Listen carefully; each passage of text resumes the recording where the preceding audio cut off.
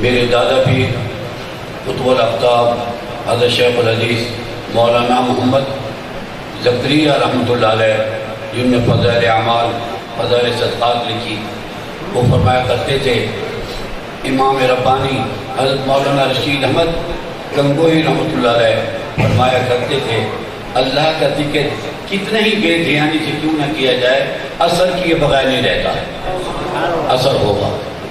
اور حضرت تھانوی کے خلیفہ اجل حضرت مولانا پیر فقیر محمد خان صاحب رحمۃ اللہ علیہ پشاور کے تھے، ان کی میں نے زیارت بھی کی، وہ فرمایا کرتے تھے اللہ کا ذکر کتنا ہی تھوڑا کیوں نہ کیا جائے، نفع سے خالی نہیں، نفع سے خالی نہیں۔ جب سفر کرتے تھے کہتے تھوڑا ذکر کر کے سفر کا راشن ساتھ لے لو، سفر کا راشن ساتھ لے لو، اللہ عمل کی توفیق عطا فرمائے۔ یہ اللہ تعالیٰ کی طرف سے عطا ہوتی ہے۔ میں آج اس مجلس کے اندر جہاں جمعہ میں نے پڑھایا، مفتی فیاض صاحب وہاں، مفتی عثمان صاحب وہاں خطیب تھے، خطیب ہیں سرگودا میں نے جمعہ نماز پڑھائی، حضرت عائشہ تھوڑی لوگ جو فرمائیں گے، جمعہ میں نے پڑھایا، جمعے کے بعد ذکر کرایا، ذکر کے بعد اللہ نے میرے دل میں ڈالا کہ ان کو اس منصب پر جو کام کر رہے ہیں مزید کام کرنے کا منصب ان کو دیا جائے، اللہ نے دل میں ڈالا۔ تو آج میرے دل میں ایک بات آ رہی ہے، یہ میرے بھائی ہیں، بڑے مہربان ہیں، بڑی قدر کرتے ہیں، آج میرے دل میں آ رہا ہے شیخ العرب والعجم حضرت شیخ مولانا عبدالحفیظ مکی سب کا لوگ رحمۃ اللہ علیہ نے میرے سر پہ دستار بندھوائی تھی، چاروں سلسلے میں خلافت عطا کی تھی۔ آج میرے دل میں آ رہا ہے کہ میں وہ جو میرے سر پر میرے شیخ نے مجھے دستار بندھوائی تھی، میں یہ چاہ رہا ہوں، پہلے بھی ان کو خلافتیں ملی ہوئی ہوں گی، مگر میں یہ چاہ رہا ہوں کہ ان کو چاروں سلسلے میں خلافت کے لیے کام کرنے کے لیے ان کو خلافت دی جائے۔ آپ اس پر پہنچیں۔ میں درخواست پیش کروں گا کہ میرے قریب تشریف ہے، میرے قریب تشریف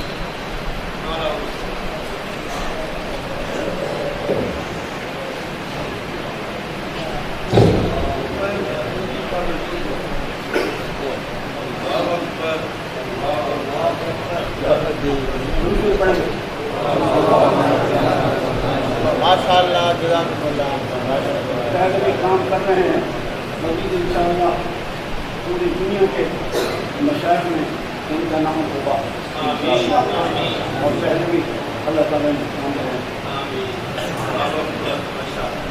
سب کو مبارک ہو، مبارک ہو۔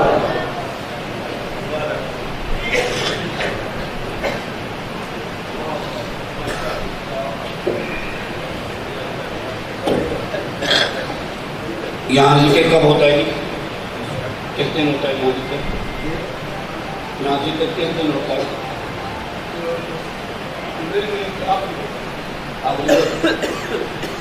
ہر مہینے کی آخری بدھ جو انگریزی کے لحاظ سے ہوتا ہے، تو اس میں ذکر حضرت کراتے ہیں۔ اب چاروں سلسلے میں ذکر کروائیں گے انشاءاللہ۔ پہلے نقشبندی تھے، اب الحمدللہ سہروردی بھی اور چشتی بھی اور نقشبندی اور یہ سارے اویسی بھی، یہ سارے چاروں سلسلے اللہ تعالیٰ نے ان کو عطا فرمائے۔